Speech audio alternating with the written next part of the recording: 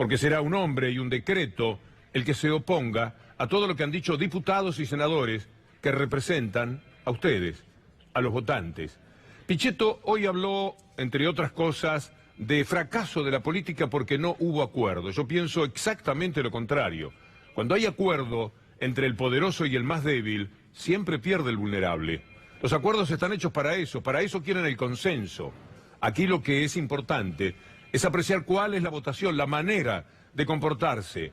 Los que fueron elegidos para un proyecto político y no ganaron, por lo menos tienen que ser fieles a aquel proyecto político. Y es lo que hoy va a ocurrir en el Senado de la Nación. Por más que a Pichetto le parezca un poco un fracaso de la política, tener que tomar esta decisión que a él le duele, porque es un hombre amenazado por el establishment a través de lo que ya les hemos mostrado, del muerto en el ropero del ANSES. Escuchemos a Pichetto. Lo único que se ha mantenido indemne, permanente, firme por parte del gobierno es el aumento tarifario. A mí me parece que hay un fracaso de la política. Los que nos deben estar mirando desde afuera estarán analizando cómo es posible que la representación política argentina no se pueda poner de acuerdo en cuál es el marco tolerable que la sociedad puede aceptar en el proceso del aumento tarifario. ¿Cómo no se puede llegar a un punto razonable que además fue también denunciado expresamente por los propios aliados de Cambiemos? Es un gran triunfo de la política, al revés de lo que dice Pichetto. ¿Sabe cuándo fracasa la política? Cuando aquellos que fueron votados con una idea del votante, y Pichetto estaba dentro de otro tipo de proyecto, lo traicionan. Fracasa la política, fracasa el votante, cuando ocurre, por ejemplo, que Pichetto vota el pago a los fondos buitres, o cuando vota el blanqueo, lavado de capitales. Pero no ahora, no esta noche. Esta noche triunfa la política. Usted está representado por esos diputados de la semana pasada y por los senadores que hoy van a levantar la mano, van a apretar un botón para decir que el tarifazo es cruel, es inadmisible, es un despropósito, es agudizar la tremenda crisis que están viviendo los más vulnerables. Así que será interesante apreciar cómo un colectivo de diputados y senadores a nombre de ustedes toma una decisión y cómo un solo hombre, a nombre de las corporaciones, particularmente en este caso las empresas, pero también las corporaciones mediáticas, impone un veto que es su propia convicción y su propia necesidad, pero para nada la del pueblo. Hace varios días que lo vienen anunciando. ¿Usted se acuerda de lo que dijo en su momento Marcos Peña? Nosotros ya hemos opinado el dictamen que ha reunido a varios sectores de la oposición.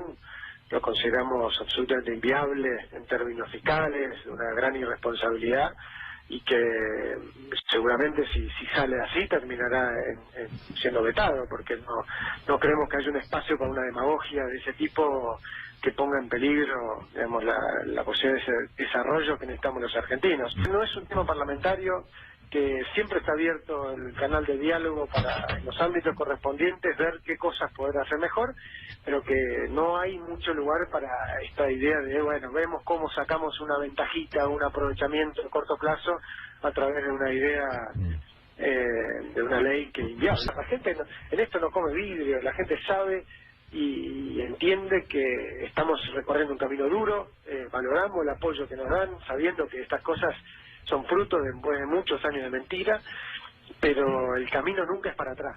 Ya había dicho lo que nos importaba, pero lo dejamos con su bla bla bla, para que sea lo suficientemente molesto Marcos Peña hasta que nos demos cuenta de cuánto verso nos dice, le dice a ustedes, para justificar esto que es un mazazo más contra la gente. Es increíble lo del tarifazo. El único éxito político de esta noche es que, mire cómo son las cosas. Como dijo Nico Gandini, se van a quedar sin margen en el gobierno para el aumento de octubre, porque tras cartón a este aumento, tenían previsto otro en octubre. ¿De dónde van a sacar fuerza política para hacer de nuevo algo que vulnera totalmente los derechos y las necesidades de la gente? Un gobierno absolutamente impiadoso, gobierno neoliberal, que termina matando a la gente, y verán ustedes el tenor de la crisis que tenemos en estos momentos. Pero antes, escuchemos a Osvaldo Bazzano, veterano, luchador, a favor de los consumidores, diciendo qué es lo que esta noche se va a resolver. Osvaldo Bazzano, que viene muchas veces a los canales de televisión, particularmente a C5N, tiene una visión muy crítica de lo que es el trámite que quiere cumplir el gobierno con el tarifazo. Por supuesto, se opone en estos términos. Las payasadas de Macri con referencia a las luz LED, seguimos con el chiquitaje para mantenerle la ganancia a las corporaciones monopólicas que significan hasta ahora un grave problema. El problema más serio es la generación. Allí está el robo a los consumidores. Y por fin no nos olvidemos que distribuyeron 1.600 millones de dólares que deberían haber distribuido en inversión y no lo hicieron, y eso se fue dispuesto en las audiencias públicas. Al no hacerlo están violando normas fundamentales y distrayendo. No nos olvidemos que al campo le querían sacar 28.000 millones de pesos aproximadamente de los 66.000 que gana como plus después de derribar las retenciones. Pero como el campo tiene un poder de lobby muy fuerte, Macri se asustó. Con eso sí, cuando hay un factor de poder, Macri renuncia, pone rodilla en tierra, o ambas. Para la gente, la única posibilidad es que los senadores y los diputados se comporten de la manera que por fin lo van a hacer esta noche. Por fin va a haber una real oposición, porque hasta ahora lo que hubo fue genuflexión. Faltan 2 o 3 discursos muy importantes. Uno será el de Cristina Fernández de Kirchner, el antepenúltimo. Después hablará Pichetto. Pero lo que diga Cristina Fernández de Kirchner tiene la autoridad de una real oposición, no tanto lo de Pichetto, que en este caso quedó prisionero de sus propias palabras, y por más que lo buscaron, esta vez no lo encontraron. Por suerte, porque de otra manera tendríamos otra desgraciada circunstancia en la votación del Senado.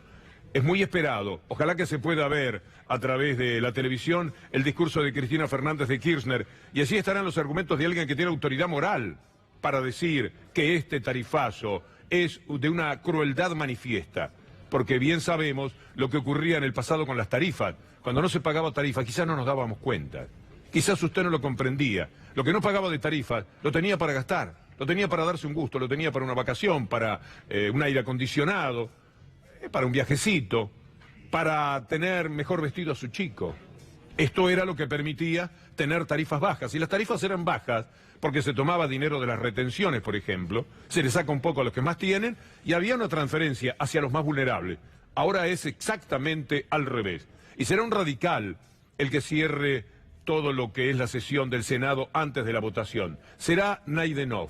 Naidenov, que era el hombre que le daba empleo de ñoqui al actual ministro de Finanzas, Duhovne, y le hacía ganar decenas de miles de pesos para él tener protección en TN o en el Grupo Clarín, porque otra cosa no se entiende.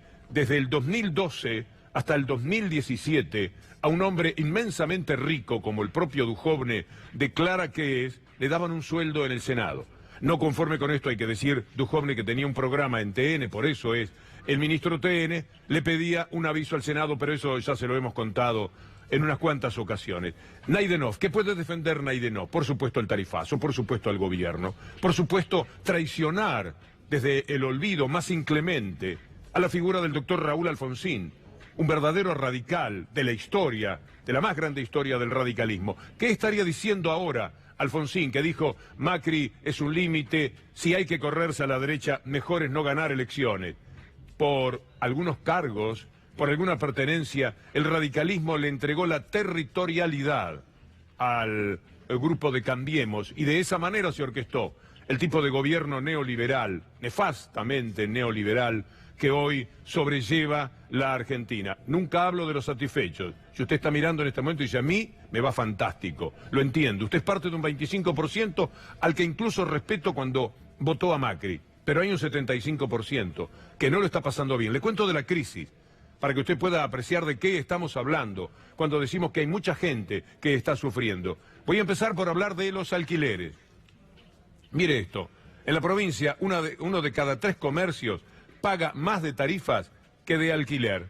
Así no se puede vivir, así no hay manera, más de tarifas que de alquiler. Y hablando de los alquileres, salimos de ámbito financiero para hablar de que el aumento de los alquileres en el transcurso del 2018 será hasta el 48%, ahora llega al 14%.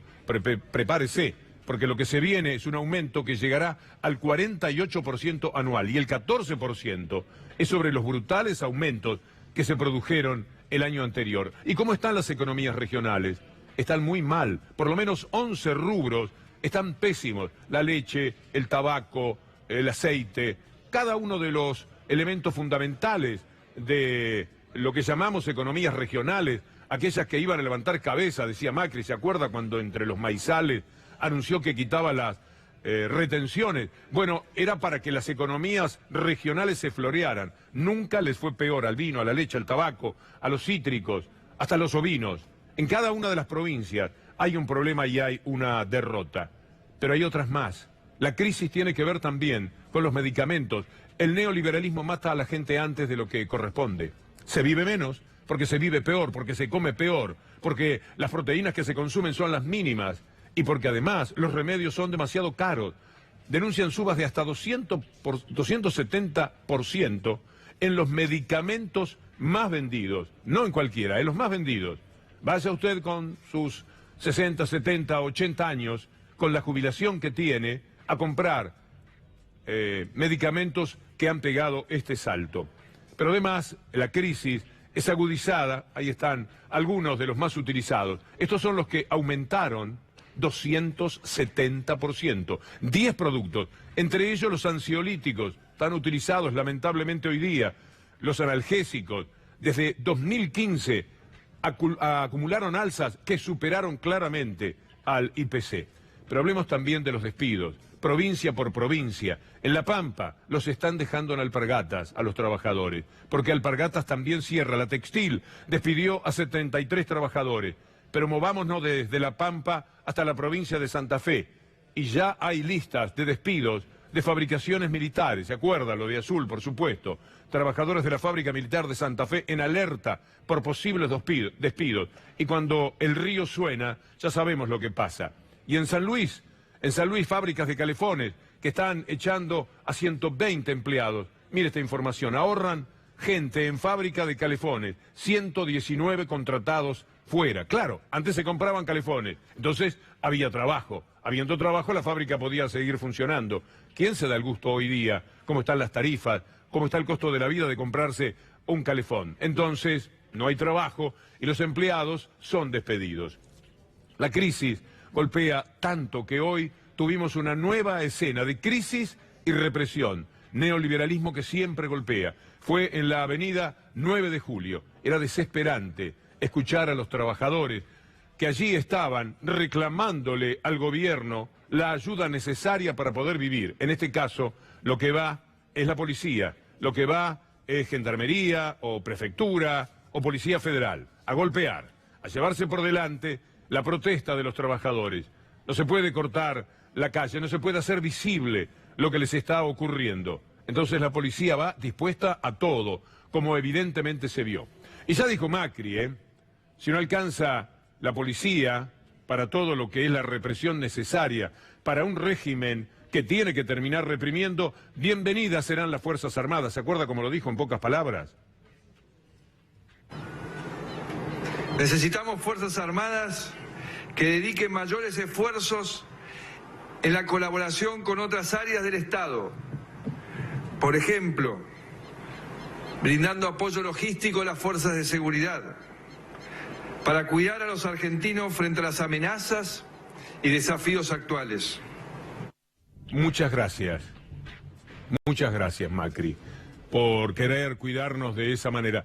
Mejor se lo vamos a rechazar, esta vez y en el futuro siempre. Las Fuerzas Armadas en la calle. Las Fuerzas Armadas están para defender fronteras de un país, no para la seguridad interior. No les alcanza con gendarmería, prefectura, policía. No han matado ya 2 personas, no han golpeado a medio mundo, no apalean a cada trabajador que protesta. ¿Qué más quieren? ¿Cuánto más necesitan? También el ejército en las calles, para vivir amedrentados, para vivir pensando qué es lo que nos puede pasar si cuando nos echan del trabajo, además intentamos una protesta. Hoy, Bursaco, hombre de seguridad, la seguridad también se le agradezco a Bursaco, hermano y además hombre de las escuchas de Macri en los tiempos en que querían saber en qué andaba Carlos Ávila, porque su hermano, el que corrompió al fútbol argentino y al fútbol continental y está de alguna manera preso en una ciudad un poco más cómodo. Bursaco, que tanto tenía que ver con esas escuchas, nos dice también que las Fuerzas Armadas están restringidas por esas leyes que fueron de Alfonsín y que fueron de Néstor Kirchner y que determinaban que los militares tenían que cumplir su papel, sobre todo para aprender a hacer bien lo suyo. Hoy Luis Brustein dice en página 12 que por dedicarse a las cuestiones de adentro se perdió de vista lo que tenían que hacer como militares y de ahí vino el fracaso y la frustración y los errores brutales y las represiones que adentro del ejército realizaban en la guerra de Malvinas. Bursaco, por favor. Ese corset que puso en su momento en el decreto el gobierno anterior, obviamente restringe la capacidad de acción de las Fuerzas Armadas. Ese corset que puso en su momento en el decreto el gobierno anterior, obviamente restringe la capacidad de acción de las Fuerzas Armadas en formas que podrían ser útiles para la seguridad argentina y para preservar su mandato, que preserva la soberanía y el territorio y demás. ¿No son acaso suficientes las imágenes de hoy? ¿No les alcanzan lo que se vio en el Obelisco? Había más policías finalmente que manifestantes. ¿Cuántos policías, cuántos integrantes del ejército por persona piensan poner para seguir adelante con estas medidas, como el tarifazo y determinar que las pymes no puedan vivir y no den trabajo? ¿Cómo va a pagar la tarifa la persona que se queda sin trabajo? ¿Cómo hace aquella persona que está ganando cada vez menos porque el salario se le viene abajo? ¿Cómo hace para pagar el jubilado de la mínima? ¿Cómo hace el pensionado no contributivo que tenga que afrontar esas tarifas y a los cuales a 170.000 se las han quitado? ¿Cómo hace un científico? ¿Cómo hace alguien del CONICET para seguir adelante con su carrera? Todas las preguntas tienen una respuesta negativa. Aguad, al que le dicen el milico, muy cercano a Menéndez en buenas épocas, también entró. Dijo que hay que reivindicar la mayor intervención de las Fuerzas Armadas, brindó detalles sobre los cambios que se van a implementar y minimizó la crítica de referentes de derechos humanos. Esto es lo que nos pasa en nuestra vida. Tenemos que elegir entre Aguad, Bursaco y todos los demás, o Estela de Carlotto, diciendo lo que le vamos a escuchar sobre esta amenaza de lanzar el ejército a las calles para asegurarse con la represión cada una de las medidas neoliberales, de las que vendrán, por supuesto, porque aquí no ha terminado la fiesta de las corporaciones. Desde que está la señora Bullrich, que parece más uniformada que los propios que han seguido esa carrera por vocación, se está torciendo el nivel del accionar de las Fuerzas Armadas para el enemigo externo. Están volviendo al tema del enemigo interno, y entonces, en libertad total de que puedan matar por la espalda sin ser juzgados, y también poner las Fuerzas Armadas en lugares que no les corresponde. Deben instruirlas para el respeto al ciudadano, no para encontrar en cada uno una persona que no merece vivir. Reprimen tanto que lo hacen en forma anticipada. ¿Para qué ir a la Plaza de Mayo a tener que reprimir con todas las cámaras que los pueden mostrar, por lo menos algunas cámaras? No, mejor hagamos que la Plaza de Mayo, el lugar de encuentro de todas las históricas protestas de la Argentina, incluso las de la derecha, esté cerrado, esté tan vallado que hoy día imaginar al pueblo en la Plaza de Mayo es algo que cuesta demasiado. Esto también es reprimir por adelantado, porque les molesta el pueblo cantando en las plazas, le molesta el pueblo yendo por las calles, con sus banderas, con su disgusto, con su protesta, con la necesidad de cambiar este orden desalmado que han implementado en la República Argentina. Rejas por todos lados, metáfora de lo que es el gobierno. Rejas en la Plaza de Mayo y rejas para cualquiera que esté en desacuerdo, para el que salga a protestar. Mira lo que es esto. Esta es la Plaza de Mayo que conocimos, esta es la Plaza del Pueblo, esta es la plaza donde de vez en cuando vamos a preguntar de qué se trata. Ya no se puede preguntar de qué se trata, hay que hacerlo desde alguna de las esquinas, pegar el grito y después replegarse hacia el Obelisco, hacia algún otro lugar de la ciudad, porque aquí no cabe el pueblo. Y lo que ellos no quieren que quepan son las protestas del pueblo. Y todo esto, naturalmente, edulcorado para ellos con el comportamiento que tiene la justicia. Mire este señor, se llama Bruglia, un enorme servil del sistema, un personaje absolutamente increíble. Entre a Google y vea cuál es el antecedente de ayer, de antes de ayer, histórico de Bruglia. Este hombre se ha hecho cargo de la Cámara, es un intruso, no tendría que estar. es ajeno, no ha sido votado por el Senado. Pero ¿saben algo? Increíble. Hoy el SIG publica que este hombre es el que recomienda a los 3 que se disputarán un lugar para entrar en la Cámara Federal que integra con Irurzun. Quieren reforzarlo absolutamente todo. Entonces, Bruglia, que no tiene que estar donde está, sugiere que porque los conoce y porque son personas de bien, los conoce de toda la vida, tiene que estar, por ejemplo, Pablo Bertuzzi, que es el gran candidato para sumarse a él y a Irurzun. ¿Qué clase de justicia podemos tener con tipos de esta naturaleza? ¿Qué clase de justicia se puede tener cuando Macri, la familia Macri, se anima en el tema del correo? ¿Se acuerda? Los 70.000 pesos, etcétera. Bueno, los 70.000 millones de pesos. ¿Usted se acuerda que Macri apareció un día y dijo, bueno, no lo hicimos, empecemos de cero ahora? Mire lo que hacen. El correo quiere pagar con un inmueble que el Estado considera propio. Esto está a tono, como dice página 12, con el acuerdo ruinoso. La nota de Irina Hauser menciona que la empresa de la familia Macri ofreció cancelar su deuda con una propiedad en Monte Grande. No solo aseguró que vale 23 veces más que la última tasación oficial, sino que el inmueble es objeto de una disputa entre el Estado y el correo. Y por otra parte, si fuera verdad la mentira que dicen de que vale 23 veces más de lo que verdaderamente cotiza el inmueble, no llegarían a pagar el 20% de la deuda que tiene Macri con el correo. Esa que en el correr de los años, en el transcurso, se convertía en una deuda de 70.000 millones de pesos que quería evitar pagar la familia Macri. Y finalmente, para hablar de la justicia, una comparación. Usted sabe que hay un problema con la diputada chaqueña Aida Ayala, una pieza muy importante de Cambiemos. Ahí está con Mauricio Macri, que ha hecho publicidad. Cuando no hace publicidad para las LED, como le mostrábamos ayer, hace publicidad para determinados políticos. Y esta era una candidata muy importante en el Chaco, con la que pensaba ganar en la provincia. Pero a esta mujer la han procesado por lavado y asociación ilícita. Usted dice, entonces pidieron el desafuero. No, la eximieron de prisión. La justicia correntina, la justicia que funciona en cada provincia de acuerdo al interés del gobierno nacional en línea con los gobiernos provinciales. Entonces, Aida Ayala está eximida de ir a prisión. Por consiguiente, no hay desafuero. Esto es lo que ocurre entre los hijos y los entenados que tiene la justicia argentina hoy día. Porque esta mujer, procesada, está en la misma condición de quienes han sido procesados, dueños, por ejemplo, de este canal, y presos políticos, entre los 30 presos políticos que a partir de Milagro Sala tenemos que lamentar cada día. Hablamos de Fabián de Sousa y de Cristóbal López. Ellos sí están presos. No hay condena fija, de ninguna manera. Es probable que aunque fueran culpables de no haber pagado los 8.000 millones que tendrían que haber pagado, igual fuera excarcelable la sanción que les impongan. Pero de todas maneras, Macri, Mañeto siempre, resuelven que tienen que estar presos. Y los tienen así, presos. Ahora queda una instancia en la Corte Suprema de Justicia. Veremos si tienen el mínimo margen político frente al Grupo Clarín sobre todo, para decretar la libertad que corresponde de estas dos personas.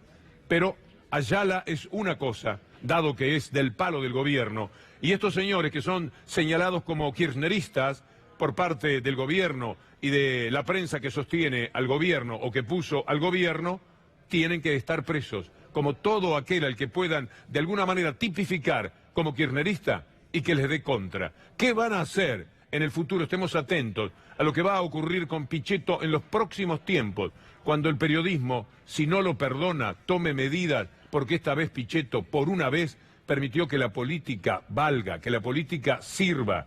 Pichetto cree que la política tiene que ser un acuerdo. Cuando la política fue un acuerdo hecho por Pichetto, vinieron el pago a los fondos buitres. Cuando pensó que era política un acuerdo, vino el blanqueo de capitales, el lavado de dinero que Macri hizo con su familia y sus amigotes, hasta 116.000 millones de dólares. Cuando hay política de verdad, ocurre lo que esta noche. Un grupo de senadores se acuerda que hay pueblo. Un grupo de senadores se acuerda para qué los votaron. Si iban a ser gobierno para un determinado proyecto y si no son gobierno, para defenderse del proyecto que arrasa, que se lleva por delante las vidas y los sueños de millones de argentinos. Muchas gracias.